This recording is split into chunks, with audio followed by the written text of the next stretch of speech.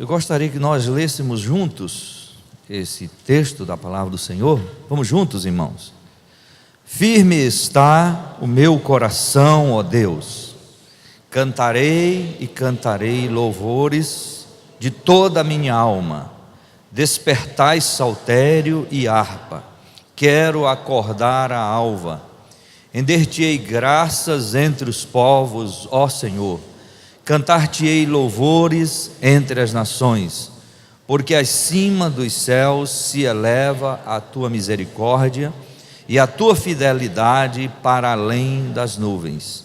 Sê exaltado, ó Deus, acima dos céus, e em toda a terra esplenda a tua glória, para que os teus amados sejam livres. Salva com a tua destra e responde-nos. Disse Deus na sua santidade: exultarei, dividirei Siquém e medirei o vale de Sucote. Meu é Gileade, meu é Manassés. Efraim é a defesa da minha cabeça. Judá é o meu cetro. Moabe, porém, é a minha bacia de lavar. Sobre Edom atirarei a minha sandália. Sobre a Filistia jubilarei. Quem me conduzirá à cidade fortificada? Quem me guiará até Edom? Não nos rejeitastes, ó Deus? Tu não sais, ó Deus, com os nossos exércitos? Presta-nos auxílio na angústia, pois vão é o socorro do homem. Em Deus faremos proezas, porque Ele mesmo calca os pés aos nossos adversários. Amém e amém. Como está o nosso coração? Em quem nós temos confiado? Em quem nós temos posto a nossa confiança? Em que ou em quem nós temos nos firmado? Eu creio que esta é uma pergunta que nós devemos fazer a nós mesmos.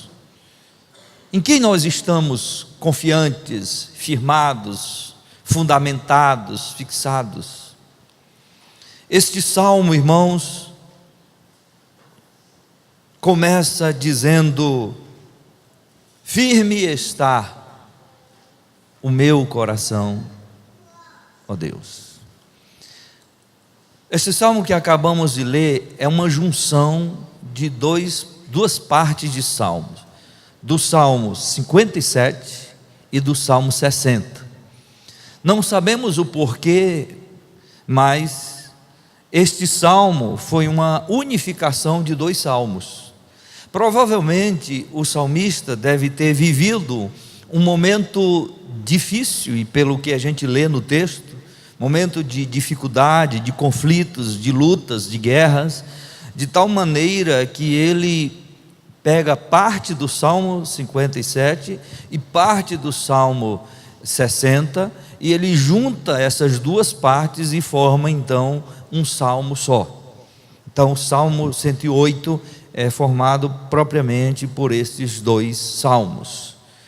Nós não sabemos se os outros salmos, provavelmente o Salmo 57 fosse um salmo mais específico para a nação, e talvez o Salmo 60 também fosse dessa forma, mas este salmo aqui, o que a gente percebe é que é um salmo mais individual, mais pessoal, e por isso que houve então esta junção desses dois salmos, e o próprio salmista trouxe para si, para a sua realidade, este salmo, para a sua existência e para a sua vida.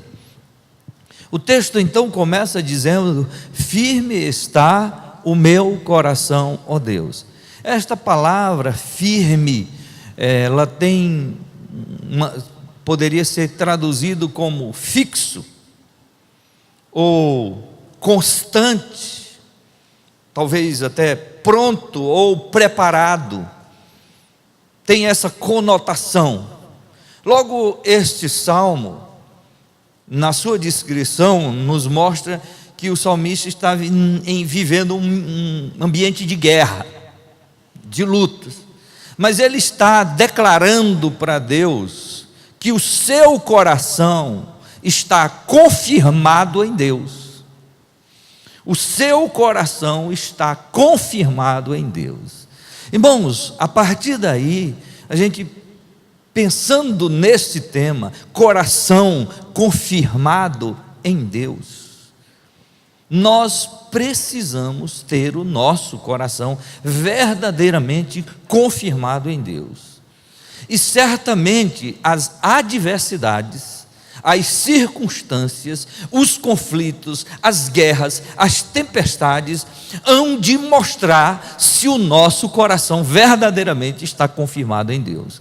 Não há momento mais especial para confirmar o nosso coração em Deus, senão nos momentos de conflitos, nos momentos difíceis da vida, nos momentos de tempestades. É nesta hora que o nosso coração verdadeiramente se confirma em Deus. Quando as adversidades chegam a nós. Porque há muita gente que é de Deus no tempo da bonança, no tempo da abundância, nos tempos felizes são de Deus. E nos tempos de conflitos e tribulações, e nos tempos de angústia, e nos tempos difíceis. Este salmo nos traz essa proposta de alguém que tem o coração confirmado em Deus, a despeito de toda circunstância e de toda situação vivida.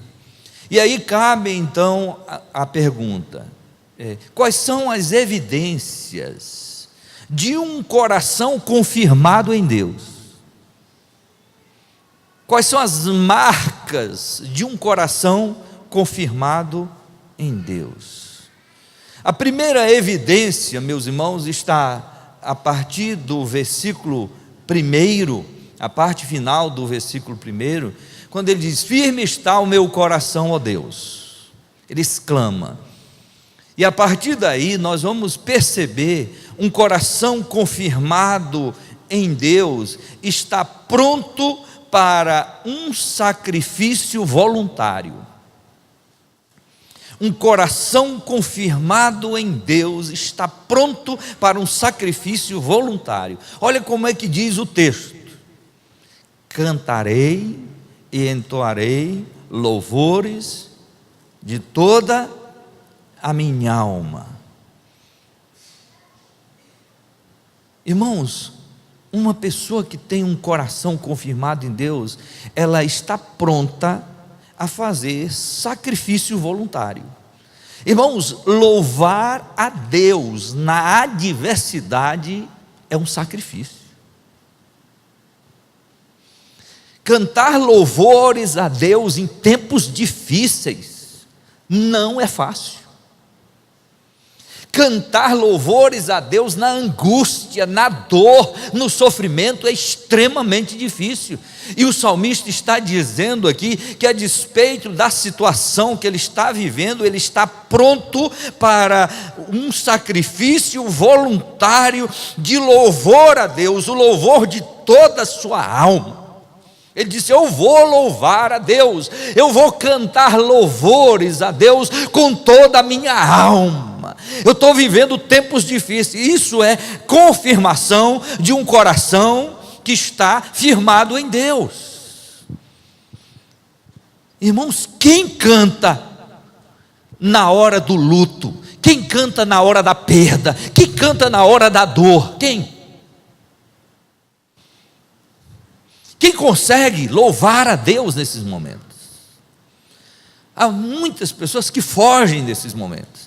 E o salmista está dizendo para Deus: Senhor, eu vou cantar louvores ao teu nome, a despeito da situação que eu estou vivendo. E ainda ele diz aqui no verso 2: despertai saltério e harpa. Eu vou tocar, eu sei tocar harpa, eu vou despertar. E a ideia do texto aqui é que ele vai acordar a si mesmo, e o texto diz: quero acordar a alva. Ele está dizendo: eu vou acordar cedo, eu vou prestar um culto matutino ao Senhor, eu vou acordar cedo para louvar ao meu Deus. E isso é só para quem tem o coração confirmado em Deus.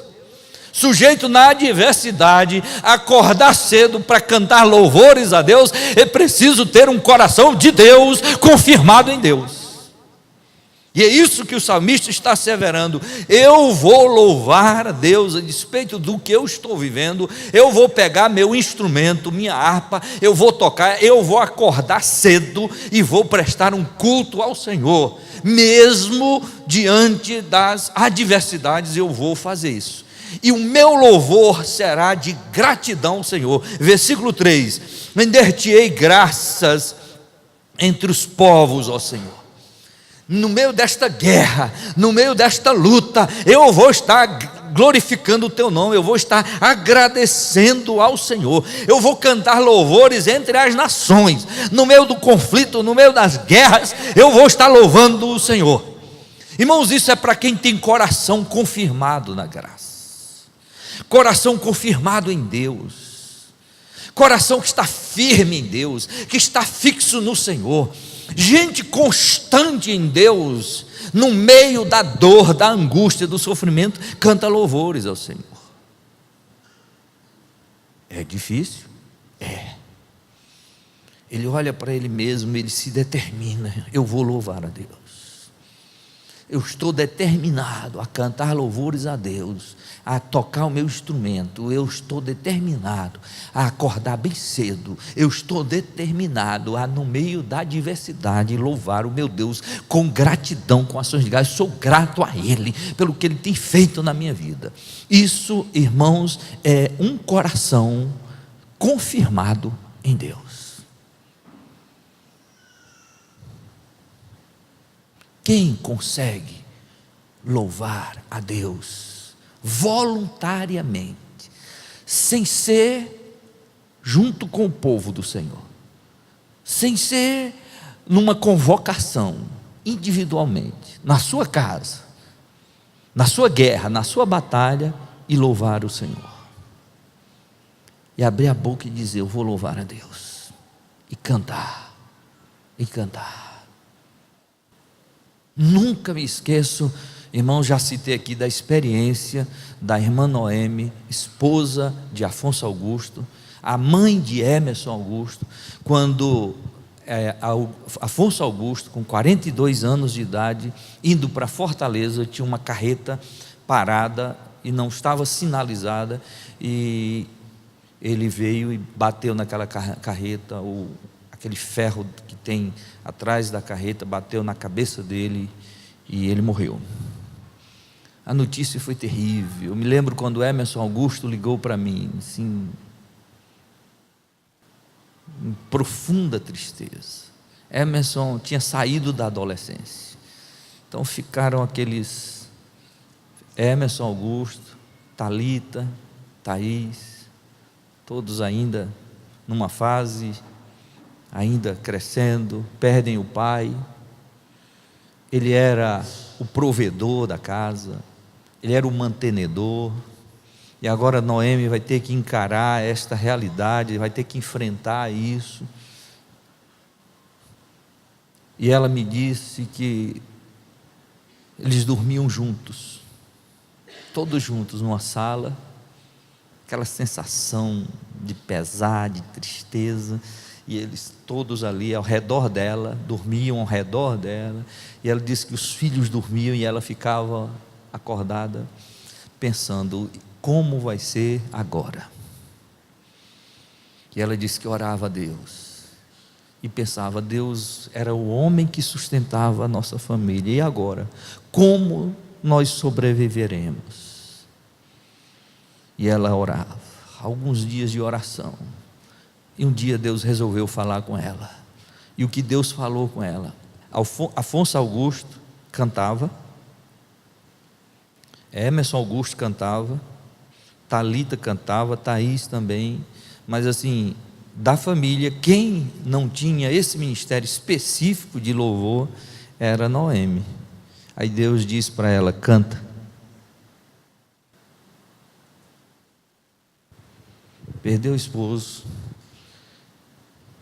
situação financeira complicada. Ela disse que naquele momento não tinha dinheiro para pagar água, pagar luz, e a coisa foi ficando estreita, complicada, e a palavra de Deus para ela foi: canta.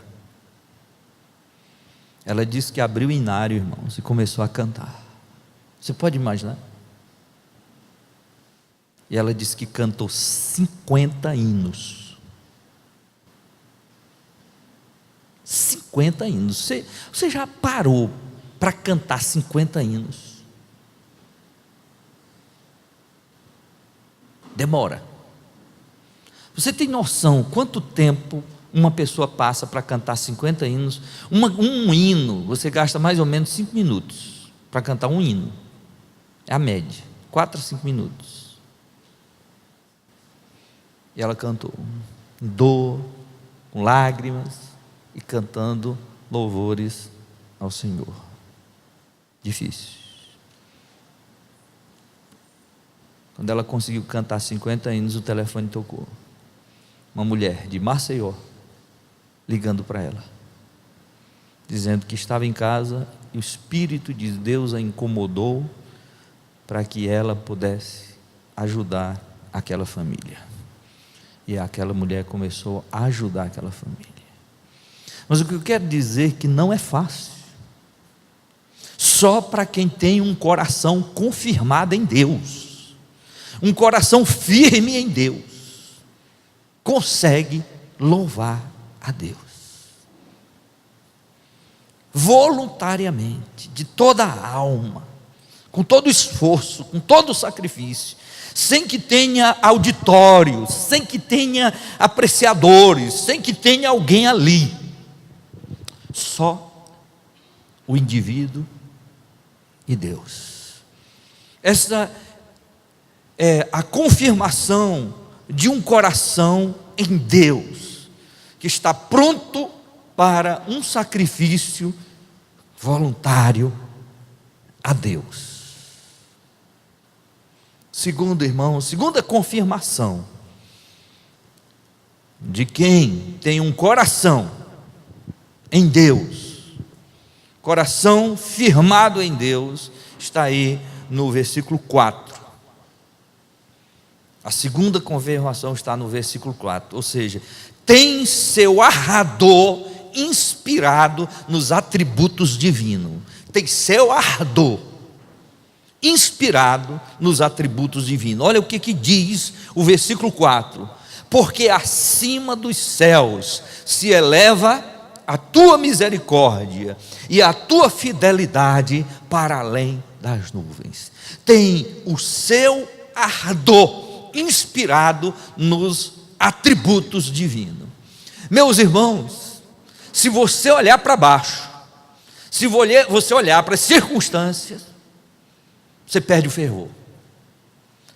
Mas quem tem um coração confirmado em Deus, quem tem um coração firme em Deus, tem seu ardor nos atributos divinos. Ele olha para cima, ele vê a fidelidade de Deus, ele vê a misericórdia de Deus. Estes são chamados de atributos comunicáveis. Tem os incomunicáveis, que é a eternidade de Deus, a soberania de Deus. Estes são atributos incomunicáveis, a imutabilidade de Deus. E os comunicáveis é a fidelidade de Deus, é a misericórdia, é a bondade, é a longanimidade. São atributos que Deus comunica. E o salmista percebe estes atributos comunicáveis de Deus, e o ardor no seu coração por estes atributos faz com que ele se inspire nestes atributos. É olhando para estes atributos e se inspirando nestes atributos de Deus que ele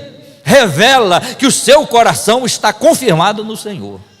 Irmãos, no tempo da adversidade, nós precisamos ter a nossa inspiração nos atributos de Deus. na misericórdia de Deus, na fidelidade de Deus, na longanimidade de Deus, na bondade de Deus, na benignidade do Senhor. Nós olhamos para Deus e percebemos em Deus os seus atributos, e aí nós nos inspiramos nisso. E o salmista diz que a misericórdia de Deus e que a fidelidade de Deus, irmãos, ele especifica aí, e ele mostra primeiro a dimensão desta misericórdia. Olha como é que diz o texto, olha a dimensão desta misericórdia, porque acima dos céus se eleva a tua misericórdia. Essa dimensão da misericórdia de Deus que vai acima dos céus. E aí ele fala da transcendência da fidelidade de Deus, e a tua fidelidade para além das nuvens. Isso aqui é um coração confirmado em Deus. Coração confirmado em Deus tem seu ardor inspirado nos atributos divinos.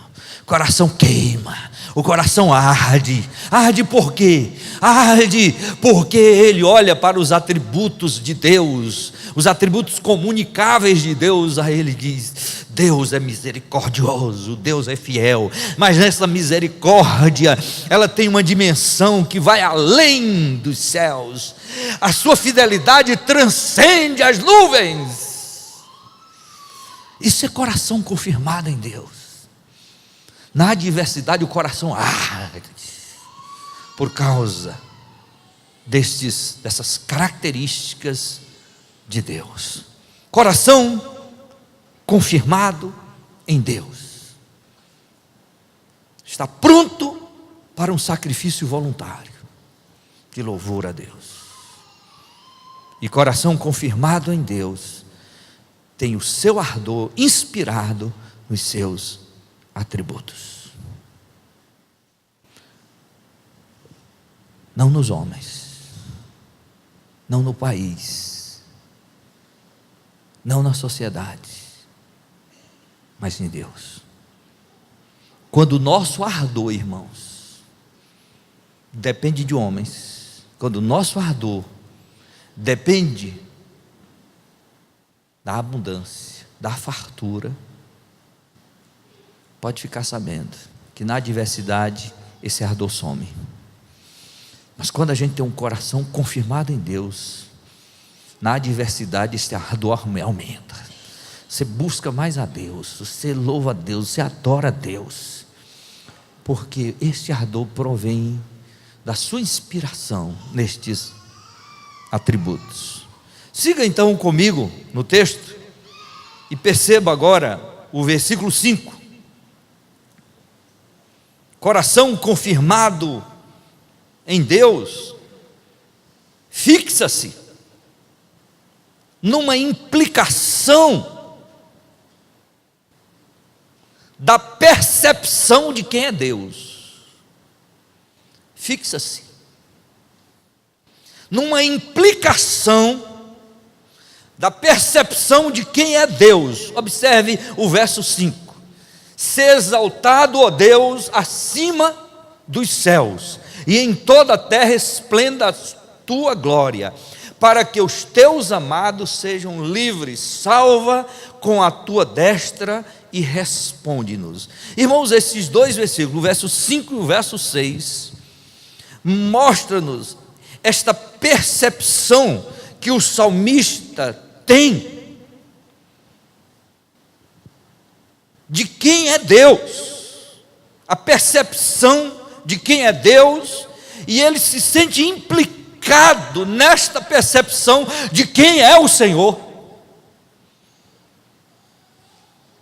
E aí ele diz aqui nesse texto três coisas desta percepção. Primeiro, ele percebe a grandeza de Deus, verso 5: ser exaltado, ó Deus, acima dos céus. Ele está dizendo que Deus seja exaltado acima dos céus por causa da grandeza deste Deus. Segundo, irmãos, ele percebe outra coisa, ele percebe a glória de Deus. Aí ele diz ainda: e em toda a terra esplenda a sua glória. Ele tem uma percepção da glória de Deus, da grandeza de Deus, da glória de Deus. E aí no verso 6, ele tem uma percepção da graça de Deus. Observe: para que seus amados sejam livres.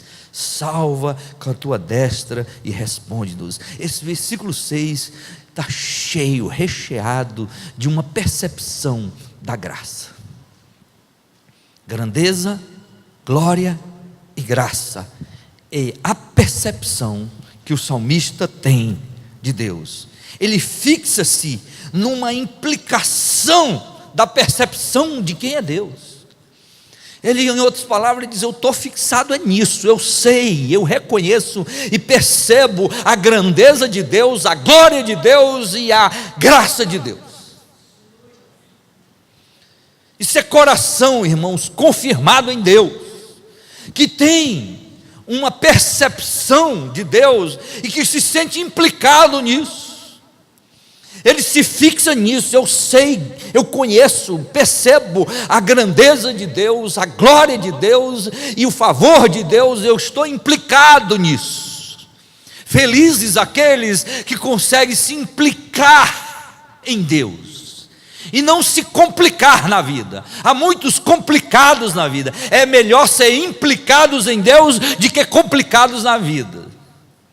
E o salmista se implica em Deus, na grandeza de Deus, na glória de Deus e na graça de Deus, e que seja assim conosco, que a gente esteja implicado nisso, que você perceba isso, a grandeza e a glória e a graça de Deus, de tal maneira que não tem outro para que você possa olhar, senão para Deus. Percebo isso.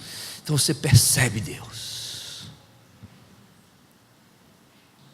Queridos, a demonstração e a expressão da grandeza de Deus está em todo canto, irmãos. Eu disse isso e vou reafirmar aqui de novo, só para a gente poder entender e se sentir mais implicados nesta grandeza, glória e graça de Deus, que a gente consiga perceber isso. Irmãos, a terra gira na linha do Equador a uma velocidade de 1.700 quilômetros por hora. Um avião num voo normal, ele voa numa média de 800 a 900 quilômetros, e já é uma alta velocidade. Você pode imaginar 1.700 quilômetros por hora a terra, girando em torno de si. 1.700 quilômetros por hora, a gente não tem nem noção do que é uma velocidade dessa. Mas a terra, ela não só gira em torno de si, mas ela gira em torno do sol. Ela tem a rotação e tem a translação. Então, em torno do sol, ela vai girando aqui, mas ela vai como se fosse rodando e caminhando, e fazendo o seu ritmo e o percurso ao redor do sol, numa velocidade de 115.200 quilômetros por hora. E ela consegue fazer esse percurso em 365 dias, ela consegue fechar o ciclo. 365 dias para ela poder cumprir esse ritmo. 115.200 quilômetros por hora. É uma velocidade que não dá para a gente nem entender. Mas todos os planetas, todas as estrelas, tudo que Deus criou está em movimento. Tudo está em movimento. E o Sol, irmãos, também está em movimento. E o Sol se movimenta em uma rotação de 900.000 quilômetros por hora.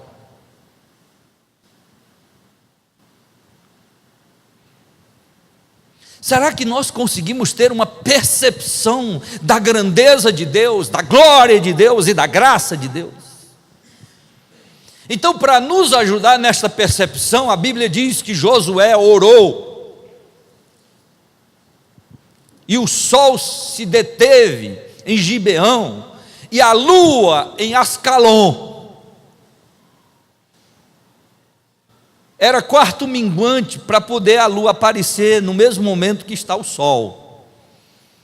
E diz que o sol se deteve no meio do firmamento durante um dia, cerca de 12 horas.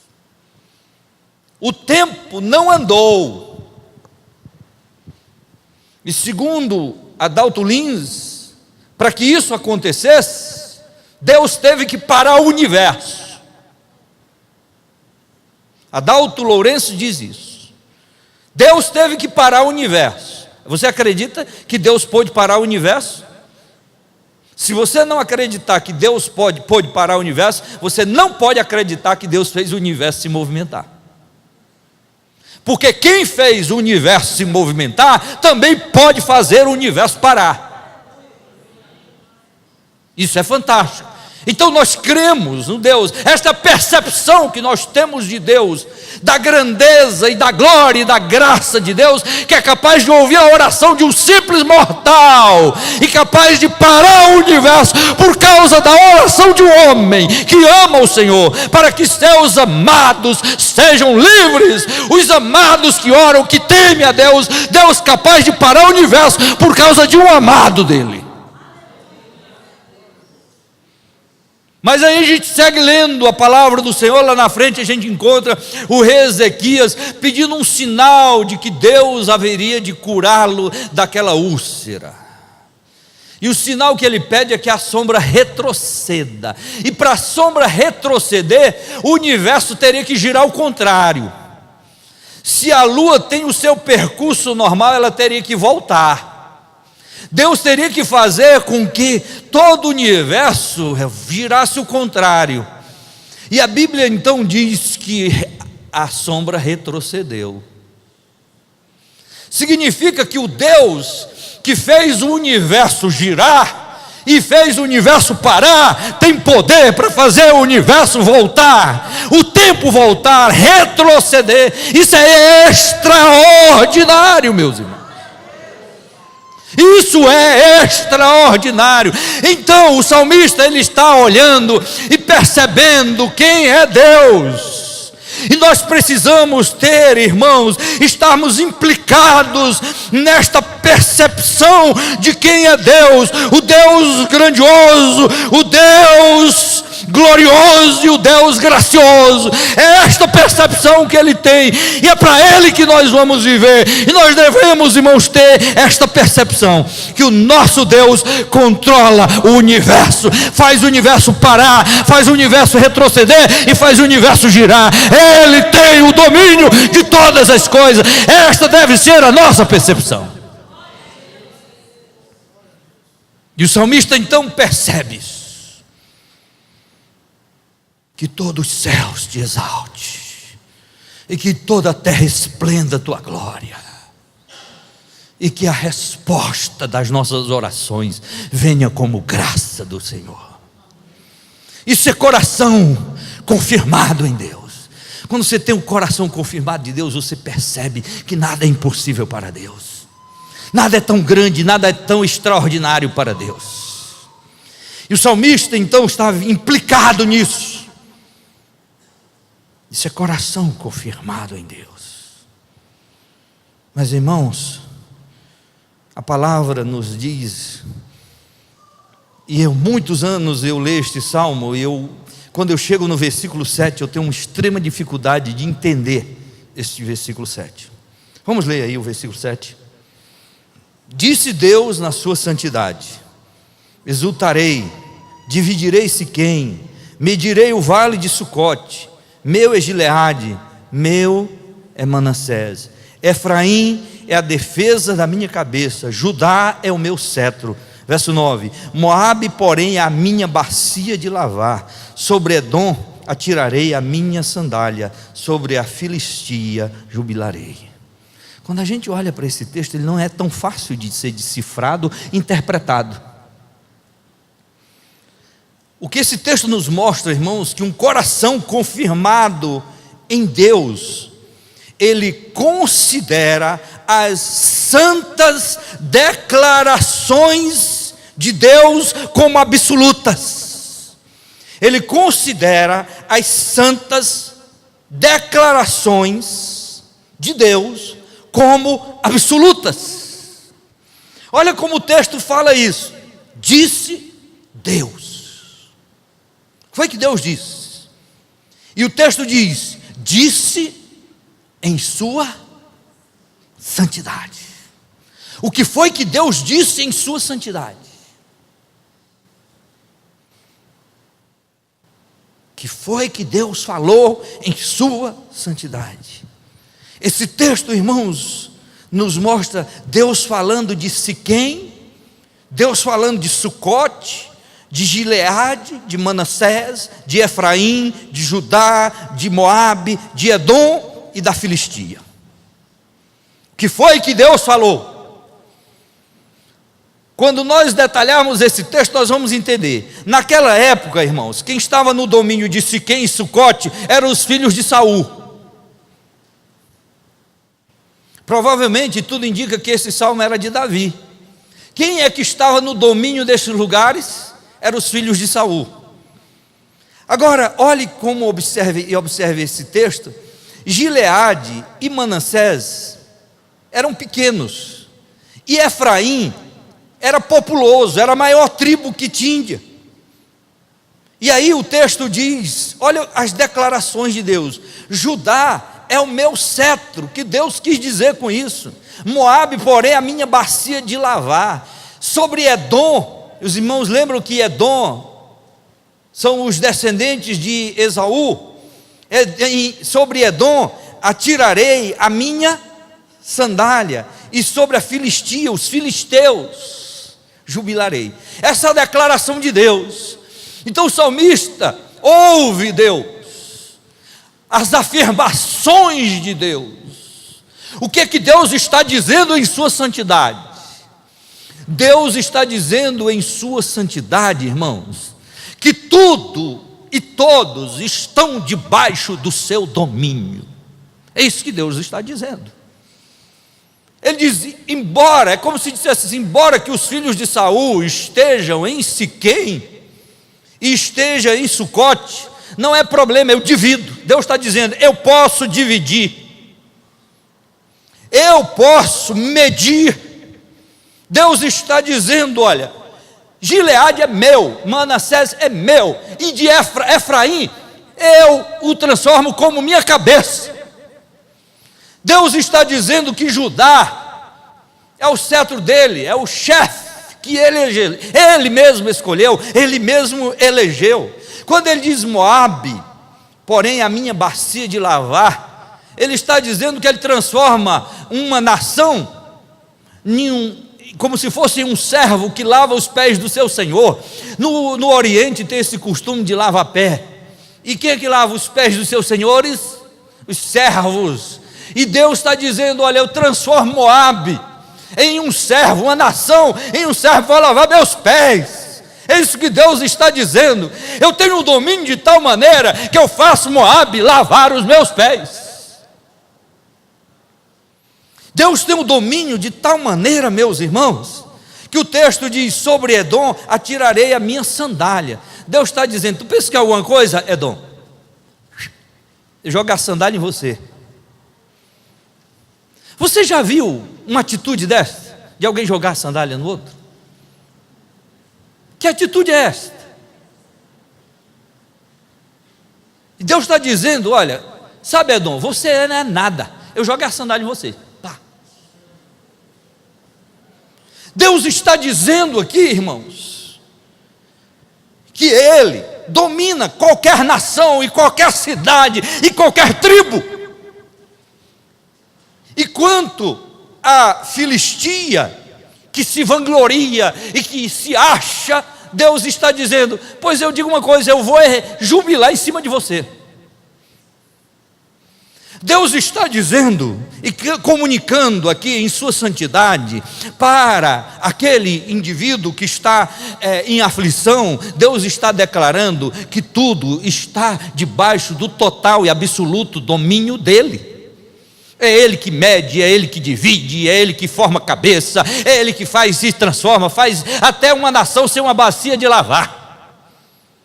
Deus tem um domínio de todas as coisas. Irmãos, nós às vezes não percebemos e não consideramos as declarações de Deus. Irmãos, aqui está recheada das declarações de Deus, e o salmista está dizendo: eu estou considerando, é o que Deus falou, o que Deus disse em sua santidade. Queridos, o que Deus disse em sua santidade é que Ele é Adonai, e Ele tem o domínio de céus e terra, Ele que governa. A palavra do Senhor diz no Salmo 29 que Ele preside os dilúvios. Deus é o presidente das tempestades, Deus é o presidente dos vendavais, dos furacões e dos tufões.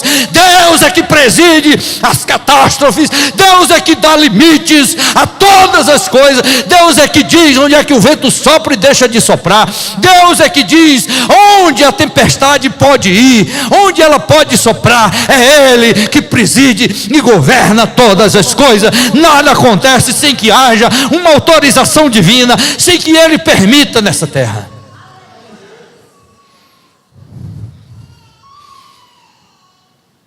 Ele é que está no domínio de todas as coisas. E o salmista, firmado nestas declarações de Deus aqui, ele parte para a guerra. Ele tem que enfrentar as suas situações, as suas adversidades, as dificuldades, e então ele vai para a guerra confiando nas declarações santas e absolutas de Deus. Irmãos, é assim que a gente precisa viver. Um coração confirmado em Deus certamente considera as santas declarações absolutas do Senhor. Aquilo que Deus declarou para mim, é nisso que eu vou para a batalha, eu vou para a luta, confiado na palavra santa do Senhor. A minha luta é grande, a tua luta é grande, meu irmão. Nós temos uma luta aqui neste mundo constante, mas a gente enfrenta esses desafios, essas lutas, considerando as santas declarações de Deus como absolutas. É assim que é um coração confirmado em Deus. Você precisa sair nesta noite com a certeza de que Deus é que divide, Deus é que mede, Deus é que se apropria, Deus é que forma cabeça, Deus é que faz reinos, Deus é que transforma nações em servos, Deus é que envergonha quando Ele quer envergonhar, e Deus humilha quem quer humilhar. Saia daqui sabendo que Deus, Ele é o Todo-Poderoso, e que tudo está debaixo dos seus pés. Tudo.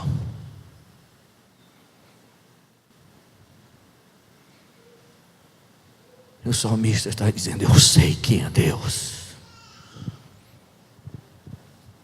Irmãos, e por último, o verso 10, verso 11, verso 12 e verso 13, um coração confirmado em Deus tem na presença de Deus a garantia da sua vitória. Tem na presença de Deus a garantia da sua vitória. Veja o que diz o versículo 10: Quem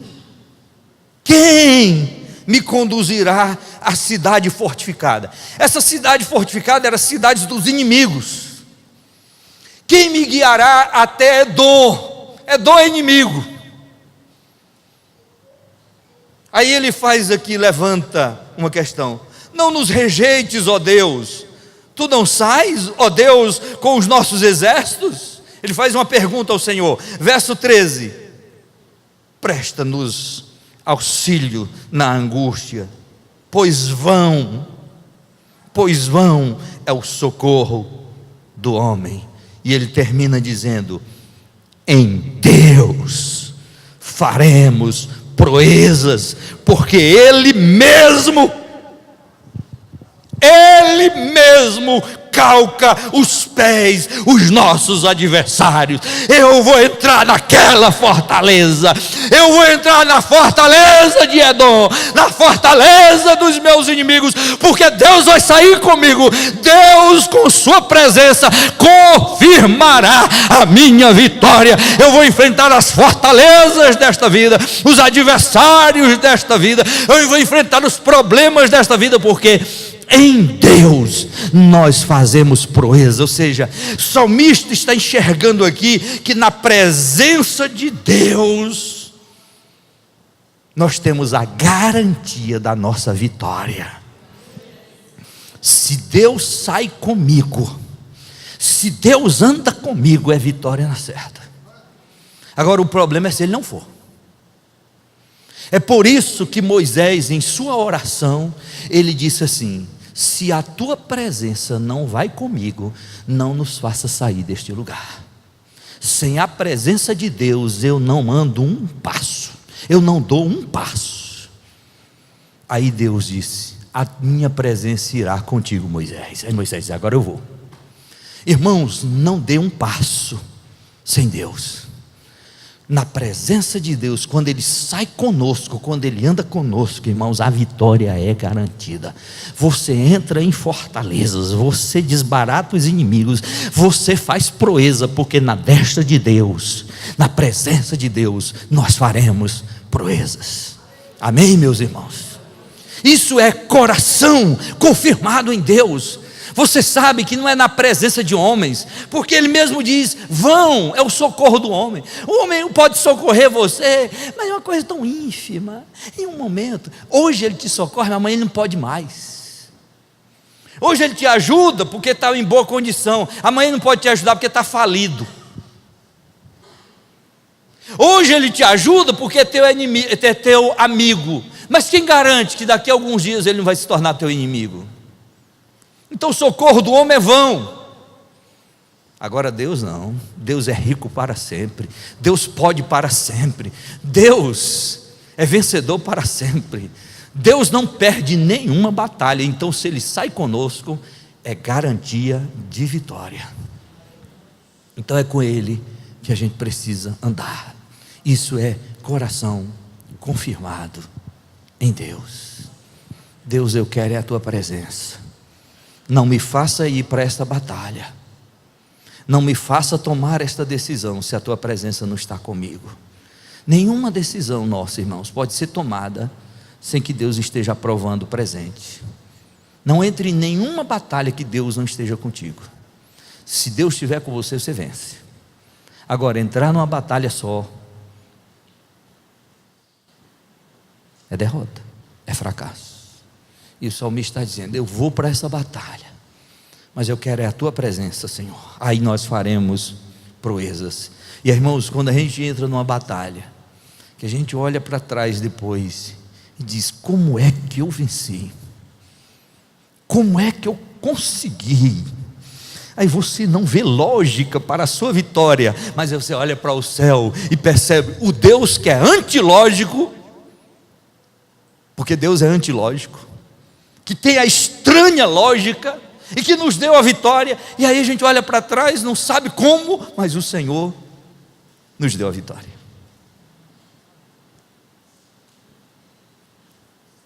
E agora nós podemos continuar. Coração confirmado em Deus.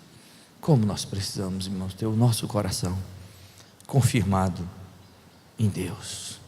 Só para finalizar, irmãos, coração confirmado em Deus está pronto para um sacrifício voluntário a Deus, que é o sacrifício de louvor.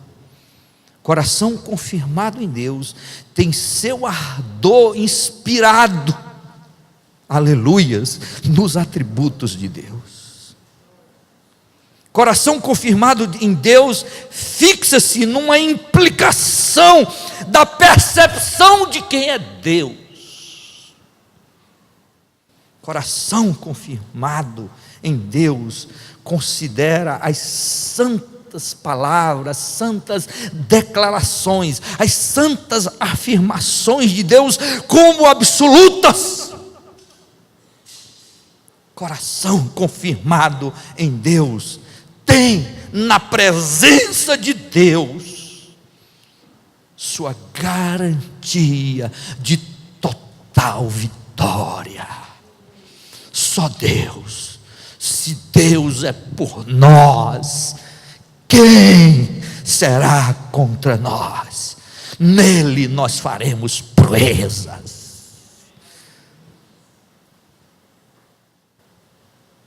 Porque Ele é o nosso auxílio, é Ele que é o nosso socorro, é Ele que é a nossa força, Ele é o nosso Deus. Aleluia. Vamos ficar em pé, queridos.